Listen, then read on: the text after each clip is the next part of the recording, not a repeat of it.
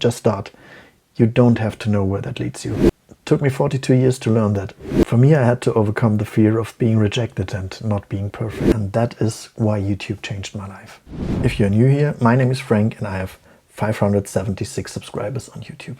I was inspired by a few other creators who made a video on that topic. And I could relate so much that I want to tell you why this is also true for me. When I was a teenie in the 90s, my friend and I got a hold of a VHS video recorder.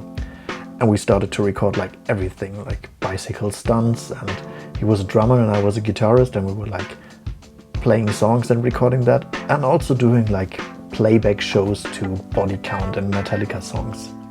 I still have these tapes somewhere in my basement. I hope I will be able to digitalize them one day. So I always not had only the urge to do music, I also had the urge to be on camera somehow. Which is funny because I'm quite shy until I feel safe in an environment. There is some interesting tension in that urge to be on camera and being shy and not want to be seen. In 2005, when I discovered podcasts, I was fascinated by the idea that everybody could broadcast into the internet. Obviously, I had the same feeling when YouTube came around. It took me a whopping 11 years to upload my first video, and another 4 years to upload more frequently. I love YouTube. I spent way too much time here as a consumer, but I never regret the time because I always learned something interesting. YouTube expanded my mind in so many ways I can't even describe. Having the ability to listen to people's thoughts in long-form content is so valuable. Music production, being a YouTuber, philosophy, psychology, psychedelics, retro computing, cooking, repairing your car, upgrading your 20-year-old iPod with an SSD and a Bluetooth module. You can literally learn anything on YouTube. And that is because of people starting their channels and talking about what is interesting to them. When I scroll on Instagram or TikTok, which I luckily rarely do, I find myself in that weird position of like being hooked and having to scroll, but also being bored at the same time.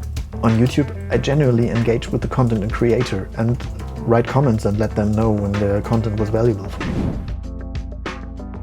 That might be the opposite of what you think, but I genuinely believe that.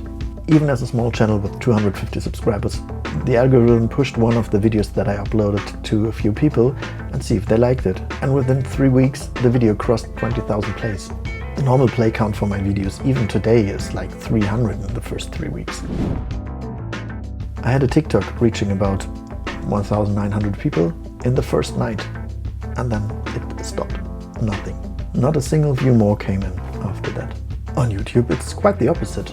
Your video might not take off in the first night, but over the course of like 2 weeks, normally my videos bring in about 300 views, and then that trickles in 1 view every now and then. And another video did not well in the beginning, and after half a year the views came in, and after 2.5 years they grew like from 700 to 1,000 in just 20 days, and now it reached over 2,000 views. There's so much pressure in short-form content.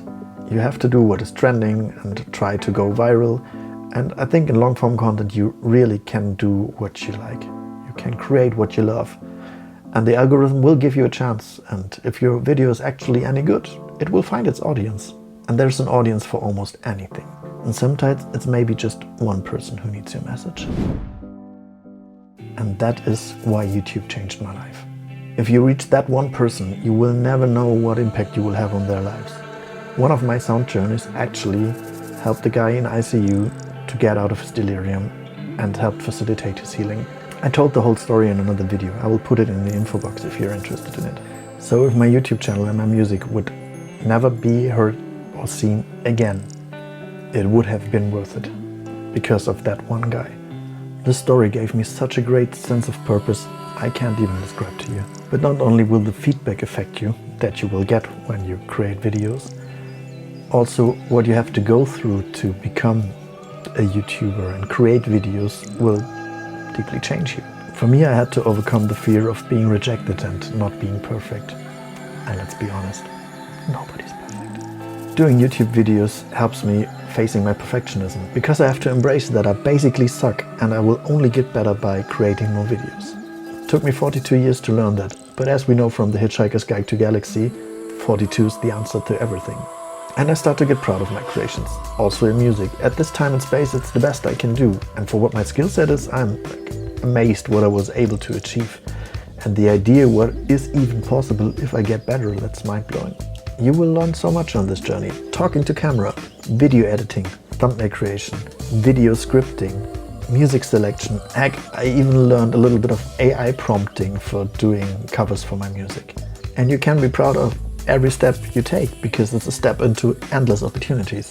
And talking of opportunities, I already had like musicians reaching out to me for collaborations and people licensing my music for their professional work. That's quite something. To quote Camilla Ray from her 500 subs video, you have nothing to lose and everything to gain. For me, the 500 subscriber mark created more commitment to my channel. I have a great little community here. Some people comment on every video that I release, and with some of them I even started private conversations. And these people are located everywhere, like Europe, USA, Australia, Brazil, Costa Rica, Russia, Indonesia. There are people all over the world interested in the stuff that I do. This is such an amazing experience. And on the other hand, 500 subscribers is still such a small number that you are free to create whatever you like to do and throw it out into the world and see what is your content. So I feel the 500 subscriber mark is a real milestone. You have enough traction to take YouTube seriously, and you're still small enough to have everything open where your path wants to take you. So what is your interest? What is your unique perspective of the world? What are the things you would like to talk about? I highly encourage you to start a YouTube channel and see where that leads you. You don't have to have it figured out, and you will learn everything along the way. And in the beginning, basically, no one will see your videos. I was so afraid of like friends and colleagues seeing my videos and me being cringe on camera, but basically nobody did, so just go for it. And on the other hand, you will leave a digital legacy. I find it quite fascinating that one day when I'm long gone, one of my grandchildren may find a video of me on the internet and will see what grandpa was creating. And maybe if YouTube still exists, they will see my growth over time, and this may encourage them to also do something that is not easy in the beginning, but will grow over time, like showing the world what they are capable of. Normally I would put up a video here at the end card for you to watch, so the algorithm loves me more, but not today. Today I ask you to start your own creative journey. If it's YouTube, music or art, just start. You don't have to know where that leads you, but on your way out, you might want to subscribe to my channel. Thanks for watching.